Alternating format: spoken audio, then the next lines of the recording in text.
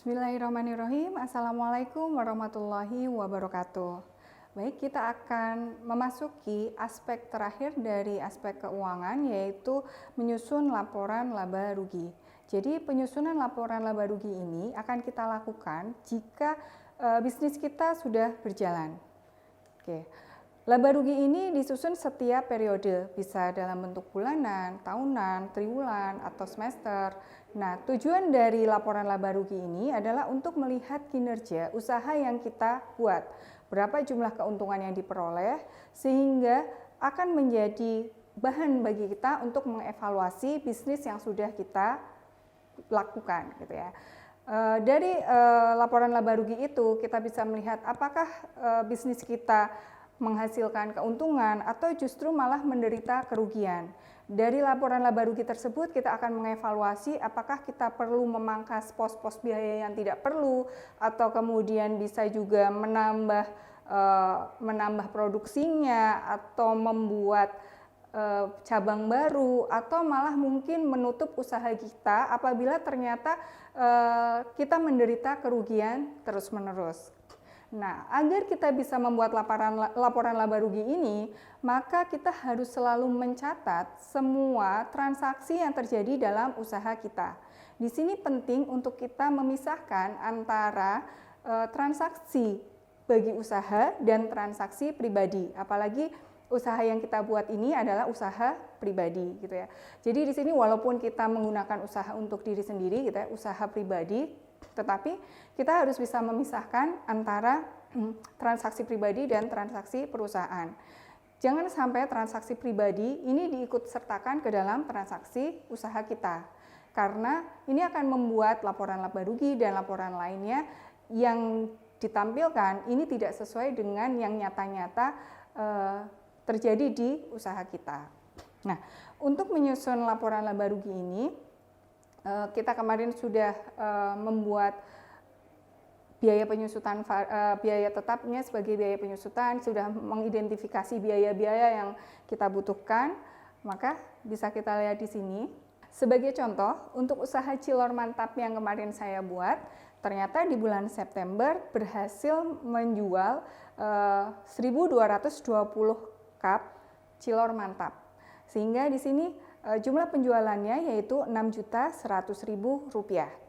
Dari penjualan Rp6.100.000, kemudian kita juga harus mengidentifikasi biaya-biaya yang terjadi selama bulan September.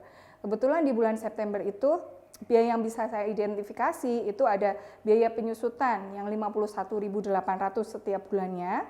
Kemudian ada biaya bahan baku yang tetap yang berupa tepung tapioka dan terigu, itu Rp1.650.000. Kemudian biaya tenaga kerja yaitu Rp750.000. Sedangkan untuk biaya variabel, nanti ada biaya produksi variabel itu yaitu kemarin yaitu 2.820 per cup, sehingga kita jual 1.220 cup dikali 2.820. Untuk biaya produksi variabelnya yaitu 3.440.400. Maka total biaya produksinya yaitu 51.800 ditambah 1.650.000, kemudian ditambah dengan 750.000 ditambah dengan 3.440.400, ketemu hasilnya Rp5.090.400. Selain biaya produksi, kita juga harus mengidentifikasi biaya-biaya lainnya. Di sini selama bulan September ternyata saya harus mereparasi kompor. Pengeluaran untuk reparasi kompor itu yaitu Rp20.000. Setelah itu ada biaya promosi di medsos. Nah, untuk biaya promosi di medsos ini termasuk di dalamnya nanti ada biaya pulsa. Di situ pengeluarannya yaitu Rp50.000. Kemudian ada biaya transportasi Rp50.000. Dari item penjualan dan juga biaya-biaya yang sudah kita identifikasi, kemudian kita buat laporan laba rugi. Oke, di sini kita lihat pada penjualan Cilor yaitu kita menghasilkan Rp6.100.000. Kemudian dari pos biaya di situ ada biaya produksi 90.400, kemudian biaya gaji 750.000, biaya penyusutan 51.800, biaya reparasi kompornya 20.000, biaya promosi 50.000, biaya transportasi 50.000. Sehingga di sini total biayanya yaitu Rp6.012.000. Maka laba yang kita peroleh untuk bulan September yaitu 87.800. Nah, dari laba yang kita peroleh ini bisa dijadikan sebagai bahan bagi kita untuk mengambil keputusan apakah bisnis kita akan kita lanjutkan terus atau mungkin ada pos-pos biaya yang perlu kita kurangi atau mungkin kita hentikan.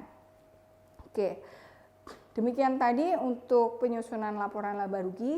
Mengingat laporan laba rugi ini merupakan salah satu aspek penting dari aspek keuangan dalam bisnis, maka kita harus benar-benar bisa mengidentifikasi pos-pos biaya yang benar-benar kita keluarkan.